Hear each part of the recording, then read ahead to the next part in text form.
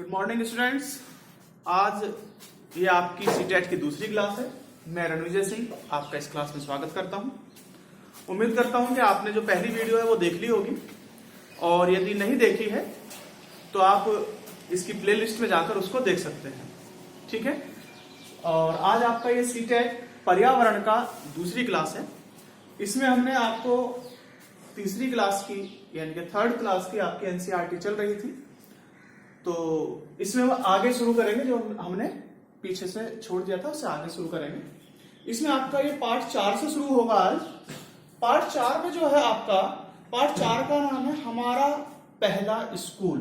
मतलब इसमें बच्चे का केवल ये बताया गया कि बच्चा किस किस तरीके से सीखता है। सीखने का मतलब सबसे पहले वो अपने घर से ही सीखता है, अपनी माँ से, अपने पिता से, अपने दादा से, दादी से, इनसे ही वो सीखता है। आपने देखा भी होगा बच्चा सबसे पहले अनुकरण करना सीखता है।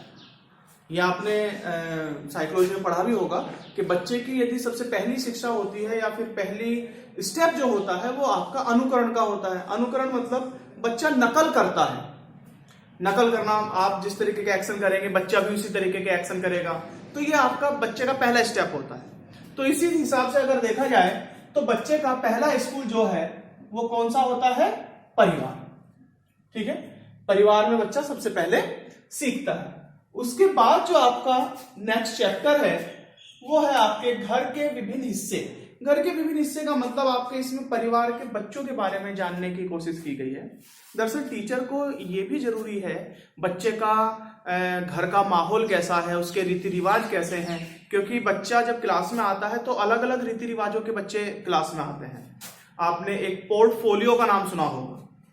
पोर्टफोलियो में बच्चे का टोटल डाटा होता है, चाहे उसका शारीरिक हो, मानसिक स्तर हो, उसका घर का स्तर कैसा है, उसके भाई बहन कितने हैं, क्या क्या रीति रिवाज है, यहां तक कि उसके रीति रिवाज भी जानना बहुत जरूरी है, क्योंकि रीति रिवाज एक संवेदनशील मुद्दे होते हैं। यदि आप उनसे बिना तर्क किए उनके साथ छेड़खानी करते हैं तो बच्चे को या उसी परिवार को उससे प्रॉब्लम हो सकती है और वो उसकी शिक्षा में बाधा उत्पन्न कर सकता है। इसीलिए ये आपका चैप्टर डाला गया और इसमें आप बच्चे से जानने की कोशिश करते हैं कि आखिर बच्चे के रीति रिवाज कैसे हैं, कहीं वे रूढ़िवादी तो नहीं है, और यदि रूढ़िवादी भी हैं तो उनको एकदम से निगलेक्ट नहीं किया जा सकता, बल्कि उसको धीरे धीरे धीरे धीरे तर्कसंगत तरीके से ढाला जाना चाहिए। तो ये जानने के लिए कि आखिर उसके रीति रिवाज किस तरीके के हैं, तो इसमें दिया गया है आपका के बच्चों से ये पूछना है कि क्या आप अपने घर में कौन आदमी घर के किस हिस्से में नहीं जाता है। इसमें कमरों का इस्तेमाल ना करते हुए घर के हिस्सों का इस्तेमाल किया है, ताकि ये जाना जा सके कि कौन व्यक्ति घर के किस हिस्से में जाता है और कौन व्यक्ति किस हिस्से में नहीं जाता है। इससे आपका किस चीज का पता चलेगा? तौर तरीकों का या उसके रीति रिवाज का। इसलिए बस केवल ये आपके पेडागोजी के क्वेश्चन हैं, आपके घर के किसी विशिष्ट व्यक्तियों का जाना या ना जाना घर के तौर तरीकों को दर्शाता है। ठीक है ना। तो इससे ये पता लगेगा कि अच्छा बाबा जी तो केवल नीचे नीचे रहते हैं, जहां हमारी मम्मी ऊपर वाले फ्लोर पे रहती है वहां पर नहीं जाते। तो इससे क्या पता लगा कि उनके जो बाबा हैं और उनकी जो मम्मी है वे एक दूसरे के सामने सामान्यतः नहीं आती, मतलब पर्दा प्रथा उनके घर में है। तो इस तरीके के तौर तरीकों का पता लगता है और उनकी फिर रूढ़ियों को कम किया जा सकता है। इसमें लैंगिक भेदभाव के बारे में बताया गया है इस चैप्टर में। ठीक है ना। अगला है जो आपका पार्ट है पार्ट 6, उसमें है खाना अपना अपना। खाना अपना अपना का मतलब आपने देखा होगा कि हमारा खाना अलग है, साउथ में जाएंगे तो वहां का खाना आपका अलग होगा। आप कहीं आपको लिट्टी चोखा मिलेगा, लिट्टी चोखा मतलब बिहार साइड में, आपको कहीं मिलेगा दाल बाटी मिलेगा आपका राजस्थान साइड में। ठीक है ना। कहीं आपका इडली मिलता है, कहीं डोसा मिलता है। ठीक है। तो ये आपके सब जगह के खाने अपने अलग अलग होते हैं। दरअसल खाने का जो कहा जाए कि खाने का ट्रेंड किस तरह होता है या फिर खाना कौन सा खाना कहां पर खाया जाता है, दरअसल जो चीज जहां पर आसानी से उपलब्ध हो जाए या आसानी से पैदा हो जाए वहां के लोग उस चीज को ज्यादा खाते हैं। फॉर एग्जाम्पल एक एग्जाम्पल देते हैं आपको। जैसे हम नॉर्थ इंडिया के रहने वाले हैं, नॉर्थ इंडिया में भी आप पश्चिमी उत्तर प्रदेश के रहने वाले हैं, तो पश्चिमी उत्तर प्रदेश में सामान्यतः आपका जो खाना है वो रोटी, दाल और सब्जी है, यानी कि सामान्यतः शाकाहारी भोजन है। और यदि इसमें हम धर्म के अनुसार देखें, कुछ को ये लगता है कि नहीं जी खाना तो धर्म के अनुसार होता है। खाना धर्म के अनुसार नहीं होता। दरअसल अगर आप देखें तो सामान्यतः हिंदू लोग, यदि पश्चिमी उत्तर प्रदेश की हम बात करें, सामान्यतः हिंदू लोग नॉनवेज खाना यानी कि मीट वगैरह खाना पसंद नहीं करते हैं, ठीक है। लेकिन और अगर खाते भी हैं तो धार्मिक अनुष्ठानों पर बिल्कुल भी नहीं खाते हैं, जैसे यज्ञ में है, हवन पूजा में है, शादी ब्याहों में है, इसमें सामान्यतः हिंदुओं का नॉनवेज यानी कि मीट वगैरह नहीं चलता है।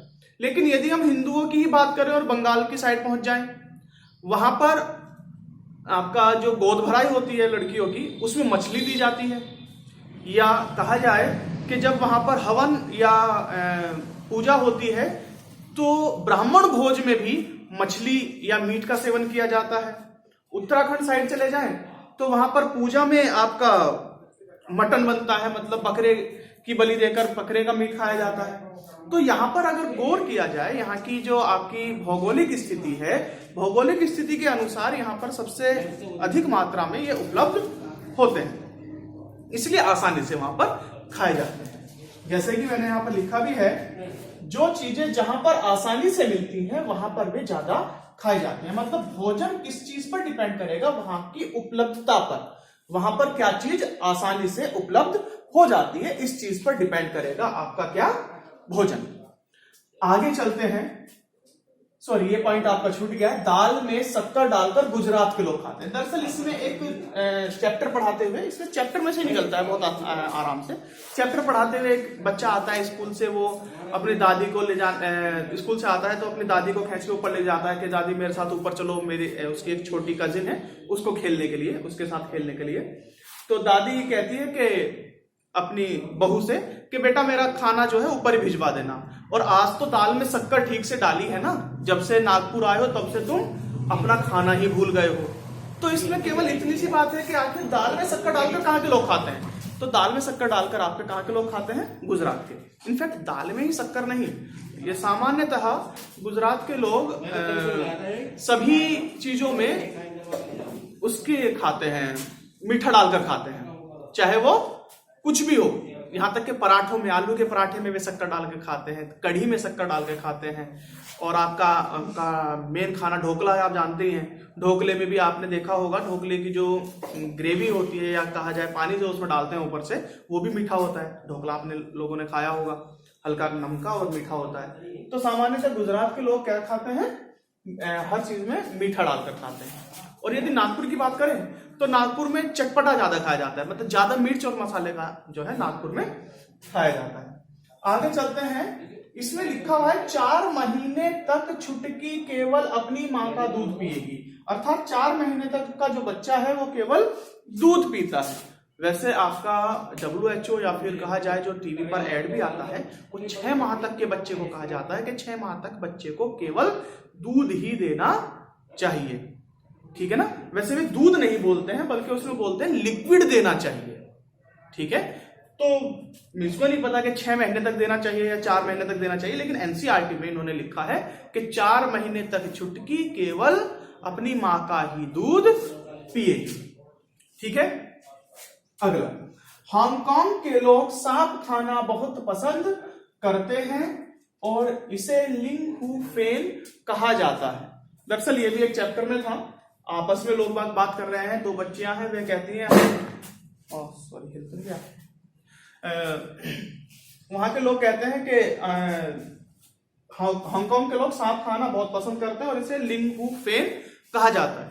इस चैप्टर में एक चीज और दर्शाई गई है कि आखिर ये बच्चों को जो आपस में बात कराई गई है, आपस में जो चर्चा कराई गई है कि कहाँ के लोग क्या खाते हैं, और बच्चों से ही आपस में चर्चा कराई जानी चाहिए क्लास में कि आप लोग क्या खाते हैं और आप लोग क्या खाते हैं। इसके 2 फायदे होते हैं। एक तो एक दूसरे के कल्चर का पता चलता है, दूसरी बात जो कुंठा दिल में होती है, जैसे कि आपके दिमाग में भी आया होगा अरे सांप, तो जब बच्चे इस बात को सुनेंगे तो वे एक दूसरे से कुंठित नहीं होंगे या एक दूसरे से नफरत नहीं करेंगे, या कहा जाए कि उनको एक दूसरे का कल्चर छोटा या अपना कल्चर बड़ा ऐसा एहसास नहीं होगा। क्योंकि किसी का भी कल्चर हो, जहां पर जो चीज मैंने बताया, जहां पर जो चीज आसानी से मिलती है वो चीज खाई जाती है, ठीक है। और ये खाना कोई आज से नहीं होता, खाना तो आदिकाल से चला आ रहा है। आदिकाल से जो चीज जहां पर उपलब्ध होती चली जाती है वो चीज आपका खाई जाती है। जैसे आपका केवल भारत को ही माना जाए कि भारत एक शाकाहारी देश कहा जा सकता है, यहाँ पर शाकाहारियों की संख्या सबसे ज्यादा मिलती है, और कोई देश आपका शाकाहारी है ही नहीं। या फिर शाकाहारी यदि मिलेंगे भी सबसे ज्यादा तो उस क्षेत्र में मिलेंगे जहां पर कृषि उत्पाद आपके बहुतायत में पाए जाते हों, ठीक है ना। तो अगर वहां पर सांप बहुतायत में मिलते होंगे तो वहां के लोग सांप खाते हैं। तो इसमें जो चर्चा कराई गई है आपस में वो केवल इसलिए कराई गई है ताकि ये देखा जा सके कि कहाँ का कल्चर कैसा है।